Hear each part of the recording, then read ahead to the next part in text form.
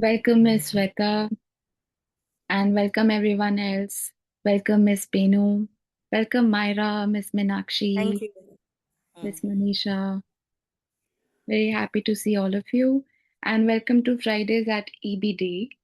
If any of you are not aware, EBD stands for the English Book Depot in Dehradun. And this is one of the online reading sessions that we hold every Friday at 5:30. And it would be lovely if all of you could join us, spread the word around, because we love to share joy of learning, joy of giving, and joy of reading, especially at Fridays at EBD. And what is even more exciting, if any of you are following us on WhatsApp, is that Fridays is going to become a lot more about literature, culture, reading, artists. So, if anyone would like to share their work with us, talk about literature with us, please do send me an email and I will get in touch with you and we can together design a session with you. And I welcome all of you once again. So, just a small recap about what we have been doing, Miss Sweta, Miss Benu, is that we've Yes. been talking about assessments in school. And sometimes they are sounding relevant to us, sometimes they're not sounding relevant to us. And Myra, Miss Meenakshi, Miss Manisha, all of us were in long conversation about what do test scores really mean and why are the test scores have a high stake in our learning process. And we all shared our opinions on it after reading, and we were having a dialogue about it.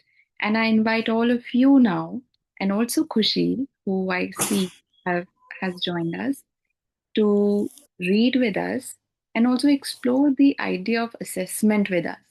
It's an integral part of any school and learning institution. But let's unpack what assessment really means and what kind of stakes do we really hold when we are talking about assessments. Thank you all for joining.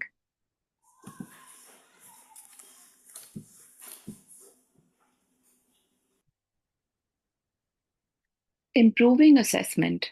Assessment can benefit from a richer definition of what is to be tested, and this is one of the aims of authentic assessment. While poorer tests might measure only memory, better tests might measure memory, understanding, and application. Even better tests would assess many more important skills, such as solving open ended problems, framing problems, making and specifying assumptions, working in a group, being open to new ideas, dealing with data, using multiple perspectives, persisting in spite of failure, self assessing and self correcting, presenting information orally, ordering chaos. Basing assessment on such a comprehensive list is good for two reasons. First, there are the skills valued in the real world. Assessment that takes these into account will be more valid. Second, the backwash effect of such assessment on teaching and curriculum will only be for the better.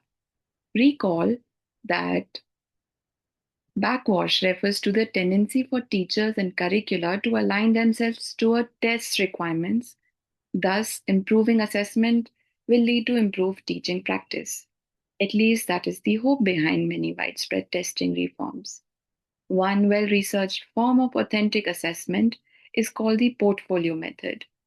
Psychologist Scott Paris and his colleagues define a portfolio as a selection of students' work reflecting daily classroom curriculum and teaching. Student portfolios have been successfully used as a supplementary and more meaningful assessment in many schools in the United States.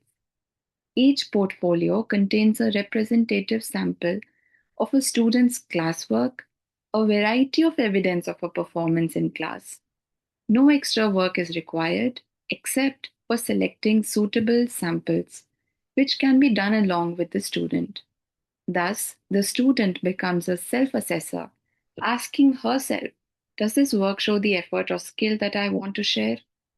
Paris suggests that portfolios include three different kinds of evidence: performance, everyday examples of what the student could read, write, calculate; process, evidence of strategies and methods; and perception, written self reflections or self evaluations. Another recent innovation in assessment is collaborative testing. Philippe Zimbardo, a prominent name in psychology over the past 50 years or so, recently turned his attention to test anxiety and how to reduce it. He decided to try a new idea. In his own psychology courses, students were offered the option of doing their exams with or without a partner of their choice from among their own classmates. They were told that the collaborative pair would submit a single paper and receive a single grade. There was to be no individual work at all. An intriguing idea. How do you imagine the students reacted to such an offer? Around 40% of them opted to write the exams with a partner. Most of those who opted to work alone did so because they feared that a partner might end up doing less work. But in fact, only 20% of the pairs reported having split the work. Most of them studied the whole portions or as much as they would have if writing the exams alone. The results showed that those who wrote collaborative tests scored several points higher on average than those who worked alone. Further, they enjoyed the course more, shared their knowledge more, and were less anxious about the exams. They also told Zimbardo that they would like collaborative testing to be used in more of their courses. As Zimbardo says, although collaborative anxiety reduces stress, it is even more valuable for its real world emphasis on joint work. Students have to negotiate, share, cooperate, and these are valuable skills in almost any workplace today. I would like to take a short pause and maybe invite Kushi because I've met her in person, and Miss Benu and Miss Shweta, to maybe share what are they thinking right now as we are reading about collaborative assessment and testing and newer ways of assessment. Hi, good evening, ma'am. Hi Kushi, good evening. Welcome. Thank you so much, ma'am. Yeah. Kushi, would you like to share maybe what your uh, experience of assessment has been, and how does this sound to you, a collaborative assessment? Does this sound completely revolutionary to you? Would you like to try it? I would say this felt so cool right now the moment you read it, and I was like, yeah, we should have this. Just like as you read in the book, that some people were anxious and they did not take the option of the pairs just because they thought that the another partner would not do so much work or do less work. Yeah, So I also feel the same sometimes during the group task, but I end up being, so much productive with my partners and all. So yeah, I prefer this and would love to do this. right. Yes. It sounds very new and revolutionary to me as well as a teacher. Thank you so much, Kushi, for sharing. Miss Shweta, would you Um, like to say something? in fact, I was just thinking while we were reading that I'm going to try it out in class next week. Some assessment, and the kids are any which way sitting in twos or in fours. Right. So we'll do this partner collaborative testing, and I'm sure that results will definitely be better. Because one thing we've done it in class 11th, we do a lot of peer learning just during between the two pre boards also. And we've realized that the attendance goes up and the results also are better, because kids at times are scared of asking their teachers. So I'm sure with even testing, results would be better. Let's see, I'll try it out and then maybe we'll get back to you. Yes, I was going to say that to you. Please do come back and share with us how the Yeah, experiment went. definitely, definitely. Thank you. Miss Benu, if you're maybe not wanting to share right now, you can share with us later. And any of you could also unmute yourselves and share with us, and even write on chat whatever you feel is sounding relevant to you or is sounding not so relevant to you. Thank you. See, A third, collaborative learning is very, it is very effective. We have those school exhibitions and all when children learn, and it leads to testing also. So, because when they need to present it before the guests, sometimes one child may, stumble a little and the other child picks it up. So, that each one of them have not just learned their own part; they have understood the other's part as well. So it may not be a formal way of testing, but it definitely happens. So it's very nice, and I think this testing will definitely help them in many ways. yeah. Thank you, Miss Meenakshi. I think the word that Kushi used is what I am also going to use. It's a very cool way of assessing. Thank you. Absolutely cool. In fact, children learn more from each other. Some just now, ma'am said, Shweta ma'am, that they learn from each other faster. It's because they use that informal language. Okay, we are very formal with the teachers, but when they speak to each other, it's like तुझे समझ में आया ये ऐसा होता है तो वैसा होता है. We will not talk to our students in that manner. We are a little more formal, so that is what makes it easier for them to understand. Yeah. Thank you so much. A third example is the use of rubrics. Suppose a student has written an essay on the Arab Israeli conflict and his teacher is required to grade it out of 10. A single number will reflect several criteria at once: clarity, range of issues, depth of understanding, sophistication of language, and so on. As a first step towards making a rubric for this situation, these criteria need to be listed out. Next, different levels of performance on each criteria can be described in words. For example, for the criteria of clarity, the levels might be points not clearly made, overall confused essay, a few points made clearly, rest mostly confused, many clear points, a few confused ideas, all points made clearly, overall very clear essay. A similar thing would need to be done for all the criteria, and the result would be a matrix or rubric. Rubrics have been tried out in many school systems with excellent results. The greatest advantage of a rubric is its effect on students when they are shown it before they complete their work. It makes them aware of the standards and encourages them to match the highest levels they can. Looking at the success and clear advantages of various alternative assessment methods, one wonders why they have not been adopted across the board. What are we afraid of losing if we do so? The answer is probably objectivity and easy quantitative cutoffs. Authentic assessment may require human judgment on several dimensions of quality. Teachers who grade essays already do this. They judge style, clarity, elaboration, and so on.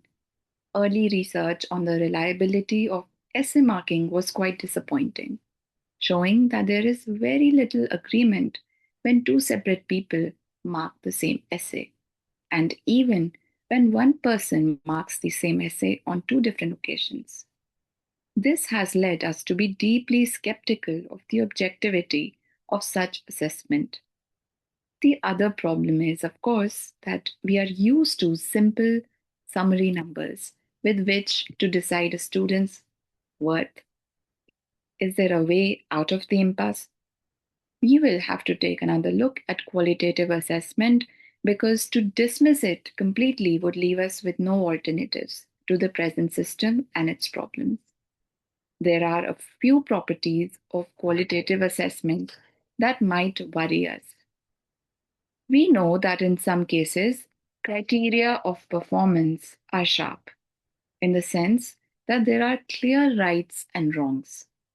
Examples of these are found in mathematics, physics, chemistry, spelling, and grammar, perhaps. But for the many skills listed at the beginning of this section, the criteria are most probably going to be fuzzy. As an example, for an essay, in between very clear and completely confused is a whole range of possible states. Qualitative ratings are subjective and therefore can fall prey to carryover effects during correction. Judging one student's performance as good because the previous student's was poor. Halo effects, when personal images of students influence our assessment. Personality effects of the person doing the correction, a severe or a lenient nature, and extraneous influences, neatness, or handwriting. Performance is simultaneously a function of multiple criteria, which means that you cannot compare two students on a single dimension. I remember that Myra last time had shared with us very enthusiastically and with a lot of generosity that assessment sometimes also means whether you are your teacher's favorite or how do you relate to the teacher. And Myra, would you like to share something as to how are you reading this when how are you feeling when we're reading this together? And would you agree some of the pointers that are on the screen in the book about what assessment really is and how does it really happen in the classroom? Do you relate to any of this? Yes, I feel like when you were reading the text, scenarios were coming up because it definitely happens. And there is no right way to check an exam paper. And if, for example, a student gets 90 marks, the actual marks can be anywhere from 70 to 100. And it depends on a person to person and what time they're checking the paper. Also it depends, like you said, on how the teacher likes a student. And even though last time one of the teachers said that teachers should not be biased, but even if we're not trying to achieve that, this still happens, and we have to plan accordingly. Because I've seen it in front of my eyes, teachers do treat students differently according to how they perform in class, or how well their relationship is with them, even if it's unintentionally. Thank you so much, Myra. Kushi, what do you think when Myra is sharing this? Do you relate to this? Have you experienced this? What's your experience? This scenario is so much relatable right now, I would say, because as Myra said that she has seen this with her eyes, in the schools. So yeah, I've seen that too. Even like today I had my exam, and after the exams I was just asking people like how was the exam and all, and then some of them said about the toppers, or I would say the students who have the good relationship with the teachers. So they said that teacher was giving like more time to them, and when it was our turn for more time, they were like give me fast, and they snatched the paper. So yeah, I agree with her. Thank you so much. I must tell all of you that when you converse with us, it is a delight for us and it actually expands our definition of reading together. Thank you so much for engaging. I really appreciate it. Yes, Sandeep sir. You know what I really like about this forum is people speak from the heart. And having attended conferences, sessions, learning programs across the world, I'm not saying this because this is very much part of us. But the honesty I see here, particularly in the younger generation of fellowship and internship at our My Good school, is just absolutely beautiful. There are two reasons, I guess, behind it. Let me also add that. One is we are happy with anonymity. We would never ask for a camera on, you know that, Nilashi. We always work that way. And second is that there's a genuineness on the part of our people who serve, which sometimes is very hard to explain. And very few who grasp that climb the ladder up, which you have seen by the exemplar interns, fellows we have. Thank you for letting me speak, Nilashi. I'm grateful to you. Thank you. These may seem inescapable problems, but it might help to realize that subjective does not necessarily mean arbitrary or biased, and objectivity itself may be an illusion. The steps that go into making even a multiple choice test, choosing questions, wording, and arranging items, are themselves subjective, even though the final step of deciding how many right is perfectly objective. In the case of qualitative assessments, objectivity must be defined as a consensus among a group of trained teachers. This can be achieved by carefully working out procedures for assessment, training teachers in these procedures, and arranging for consultations between teachers so that they can build consensus. Even better, the standards can be made public and available to other teachers, parents, colleges, employers, and students themselves. Once teachers are trained in the procedures and have some familiarity with them, qualitative assessment need be no more difficult than traditional marking. A final point is that no single time or testing episode should assume supreme importance. Decision making should be spread over time and tests. In this way, we are minimizing the effects of teacher and student inconsistencies, thus making the final result more reliable. There is, however, a deeper thread here, one that wraps up this chapter rather nicely. While we most while we mostly measure performance, what we want to measure is competence. The only way to get better measures of competence is to sample performance of different skills over time in different contexts. In conclusion, India's National Curriculum Framework of 2005 has a section on assessment and evaluation. Apart from acknowledging many of the issues we have raised here, the document adds some concrete suggestions for reform. Examples are open book exams, unlimited time exams, offering mathematics and English exams at 2 or 3 levels of competency, making a bank of good test questions from teachers and other professionals, and eliminating all board examinations other than at the end of 10th and 12th standard. These are based on sound psychological principles, as this chapter has shown, and if implemented, will really change the face of assessment in India. One of the biggest reasons for changing assessment and evaluation is the burden of pressure felt by students. And as Koshi also said so, in general, schools can be a stressful experience for many children. These are challenges of various kinds that young people have to meet, and the next chapter looks at the issue of emotional health in the educational context.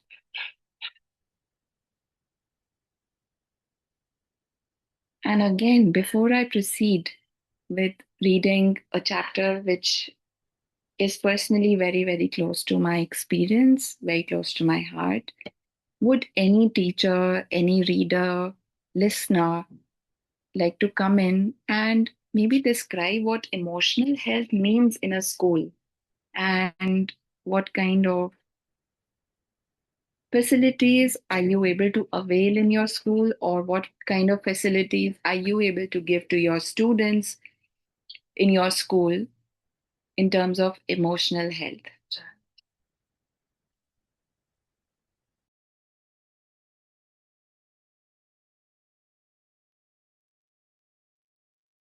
Emotional health is an appropriate reaction to whatever, or rather response, I would say, to whatever is happening. Okay, not overreacting, being able to accept criticism, being able to empathize with your student, with your fellow students, and even teachers and the management. Okay, all those things form a part of emotional health, and a teacher actually, you understand that you need to support a child by looking at the his state. Okay, so if you see that there's something wrong with the child, and most teachers can see that, okay, you take time out to talk to that child.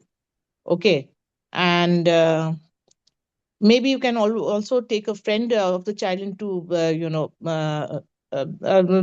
can always get the child's friend to talk to you if the child himself is not talking to you, and then help in whatever way you can. It's basically about EQ, as far as I understand, at the teacher's end and at the student's end as well. Thank you, Ms. Meenakshi. Myra, would you like to go once Sandeep sir has spoken? He raised his hand first. Yes, ma'am, sure. Okay. Yes, yes, please, Sandeep sir.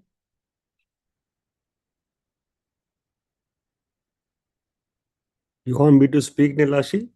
Yes, please go ahead. Yeah. Yeah, talking of emotional learning and emotional health, we had a meeting yesterday for the special projects GC subcommittee. GC stands for Governing Council yesterday,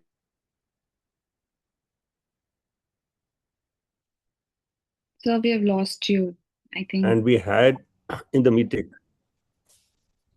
Do you hear me? Yes, now Yeah. you. So Driveway Devi is Karthik, and Karthik is doing phenomenal work. He joins us on My Good School on Sundays, and his forte is emotions, learning, and emotional health. Secondly, we had with us Shikha Agnihotri of National Child National Council for School Safety. So both of them together have volunteered to help all our special projects on social, emotional, learning, counseling, and whatever mental health strengthening they need. So I thought as we were reading this was a good time to share that in our organization we have people who value emotions, who value learning, and who value emotional health deeply. Thank you for, it's like ये commercial break आ गया बीच में, but believe me, these partners are not commercial because they are just doing it for the joy of giving for all our special projects, and we owe a lot to them. Thank you. Thank you. Yes, Myra, please go ahead. Yes, ma'am. I'd just like to share how in my school it is supported. Yeah, There's like a counselor in my school, and if any student wants to talk about any kind of problems that they're having in their schools or in their personal life that they think is like interfering with their school life, they can reach to the counselor, and the counselor will personally like be able to help them out and all. And we also have a zero period, which is a 45 minutes period where teachers try to encourage discussion, and sometimes they even call students individually to like ask them if anything's wrong or how's everything going, or if anybody is troubling them. that's amazing to hear, Myra. Thanks for sharing that. Thank you, ma'am. If any of you would like to share, Miss Benu, Miss Shweta, as to how's the situation in your schools about emotional health, but please don't feel pressured to talk. Yes, Kushi, please go ahead.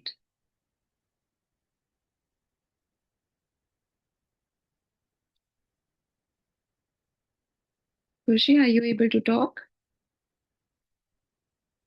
Yeah, now you'll be able to talk. Yes, ma'am. So, if I talk about mental health, so in our schools, what we have is At 10 o'clock to 10:20, we get a 20 minutes meditation period for all the people. And it's not just for the students, but as well as for the teachers that we have in the school. And, our whole school at that time goes quiet and, in the meditation zone, which is something I really love when happens, because after all the assemblies and all the periods of the starting, we just need some kind of break to get through all of it. So that really helps us. And yes, we have a lot of workshops. And as we did a play in the retreat also about mental health, Yes. so mental health is really talked about in our school. It's a really hot topic in our school. Thank you, Kushi. Thanks a lot for sharing that. I am really happy to hear that your school pays a lot of attention to it. And of course, your skit at my good school retreat was phenomenal. Thank you, ma'am. Okay. Emotions, learning, and emotional health. Of all the hundreds of languages in the world, the most important one for a teacher to learn is probably body language, like Miss Meenakshi ji said. A teacher must be able to read things like glazed expressions, mischievous glances, and sullen pouts, because these are clues to students' inner feelings. The feelings experienced by students in academic contexts are called academic emotions, and they affect a wide range of student outcomes, such as motivation, cognition, achievement, physical health, and psychological health. We all know that if a student is unhappy, worried, or angry, very little of the lesson will be understood. And we know that when she is attentive, interested, and unafraid, she will learn better. But this is only the tip of the iceberg. Students experience a great variety of emotions in connection with schoolwork and school performance. Ideally, we should give as much importance to our students' emotional states as we do to their academic learning. Yet, in a typical school setup, it is extremely difficult for a teacher to attend to the emotional needs of each student. There are so many students and so little time. Perhaps because we cannot give the time and energy required to attend to academic emotions, we end up ignoring them altogether. We may even deny their importance in learning, convincing ourselves that emotions are irrelevant, to be pushed aside to allow for the important work of study and exam preparation. But this would be a grave mistake. For one thing, if we do not acknowledge the presence and power of emotions in learning, we risk pouring much of our precious teaching energy down the drain. More fundamentally, emotions are inextricably intertwined with motivation and cognition, and the three phenomena form the basis of all school learning. Although we seem able to separate them in our descriptions, in reality they are inseparable. For example, a student may be withdrawn in class, resistant to learning, or simply aggressive. The sources of these patterns of behavior lie jointly in beliefs or attitudes, as well as in basic negative emotions such as anger, shame, and guilt. Similarly, the sources of student engagement and involvement in classroom learning activities lie jointly in beliefs about the value or importance of the activities, as well as in emotions such as boredom, interest, love, and joy. In a recent paper, psychologists Antonio Damasio and Mary Helen Imordino Young make this point very strongly. Instead of looking at emotions as the toddler who upsets the glassware in a shop, we should be looking at it as the shelf upon which the glassware rests. We tend to think in either or terms, as when we talk of pure rational thought or emotion derailing cognition. But as Yang and Damasio point out, reasoning and learning involve the perception and use of social feedback, which is an emotional process. If we accept the importance of paying attention to students' emotions, but are at the same time constrained in our ability to do so, is there any solution? There is another broader approach to caring for students' emotional health, and that is to create school environments that are affectionate and affirming instead of impersonal and competitive. As I hope to convey through this chapter, the traditional emphasis on performance in comparative evaluation triggers harmful emotional responses in students. I use the rather strong word harmful deliberately. Certain emotional states can harm the learning process, relationships among peers, relationships with parents and teachers, and the student's psychological health. This is true, as you will see, even of certain positive emotions such as pride and hope. Given the educational emphasis on performance, there is little we can do for our children other than to help them cope with their harmful emotions. And coping is such an unsatisfactory solution. A supportive educational environment, on the other hand, addresses the issue of academic emotion in a much more holistic way. Of course, a supportive environment for children, in the broadest possible sense, implies societal, educational, and familial values quite different from those in place today.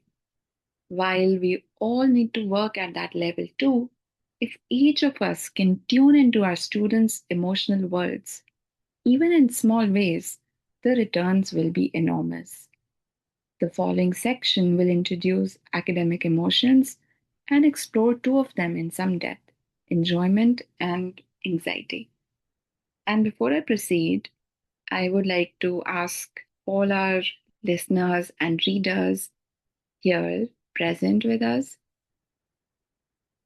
would you like to share? And please, I hope all of you feel safe enough in this to share, and we can of course cut out if you are sharing something sensitive and you wouldn't like to be added in the public recording. Would any of you like to share any of yours, your friends? You can keep it anonymous. Any experience where what we are reading might be relevant for you to share with the group as to what academic anxiety has looked like for you, or how does sharing about emotions in school look like for you?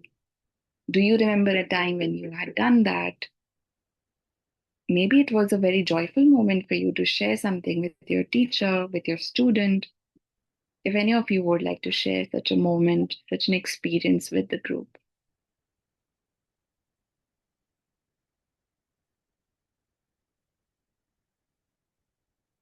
And please take a moment to really think about it. There's no rush, and there's no anxiety about sharing immediately. Please take a pause and think about what kind of emotional experience have you gone through in your school timings, school times, as a teacher, as a student, and share with us.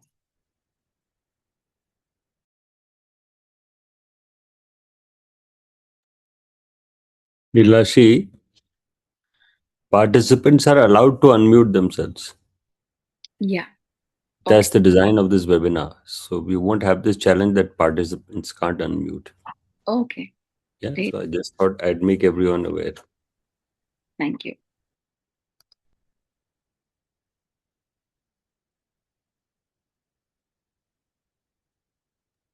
When after an exam, child had scored very high marks. Okay, and he came to me, ma'am, please pinch me, please pinch me. I want to know this is real. So I mean, that sort of a connection with the child, I think, is very good. Okay, that he was expressing and himself. Then, of course, there was this child who had sinus and he could not breathe while writing his paper. So, ma'am, please do something. And I did a little bit of an acupressure, and his nasal passage got opened up. So, and he was very grateful. And now expressing this to a teacher obviously shows a great emotional, intelligence. Thanks a lot, Ms. Meenakshi, for sharing that. Would any of you like to share something? You don't have to name the person, you don't have to name yourself. You can just say it like a story from your school experience, or maybe even at home.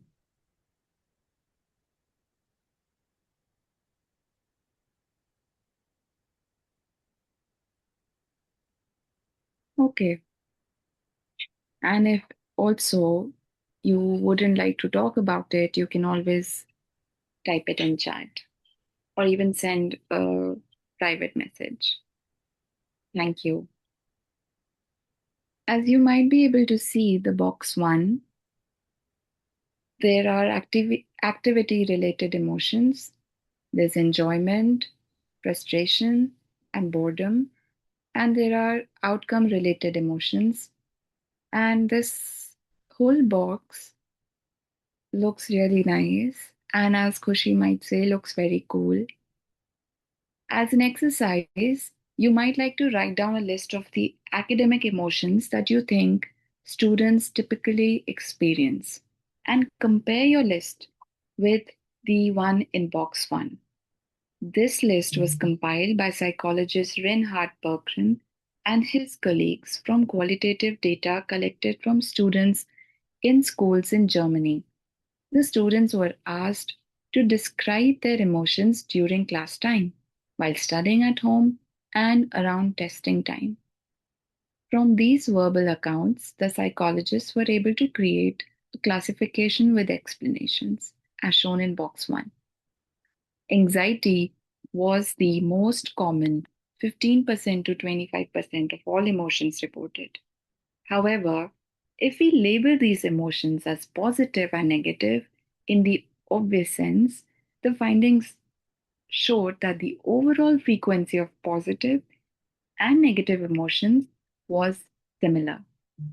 One interesting point that the table shows is the overabundance of achievement related emotions, those experienced in anticipation of or as a result of success and failure. Here is concrete evidence of the fact that school has become a place of performance more than of learning. But the few activity related emotions listed in the table, enjoyment, frustration, and boredom, are extremely important because they're connected with feelings of involvement or engagement in learning. When the conditions are right, students experience a feeling of flow, a sense of being engaged in an activity done for its own sake, and at just the right level of challenge. Deborah Mayer and Julian Turner are psychologists interested in what affects the quality of learning experiences or what contributes to feeling of flow. The simplest description of this intangible state is quoted in one of their papers in the words of a young girl describing an activity she enjoyed. She was thinking a lot, feeling that I'm really understanding it and getting something out of it, really into it. I think that happy face of a girl saying those words would be a good way for us to pause here. And if any of you have any closing comments, please do so. You're all allowed to talk. And we can even do a messy goodbye of everyone unmuting and saying bye. And I would be happy to see all of you again next Friday. Thank you so much.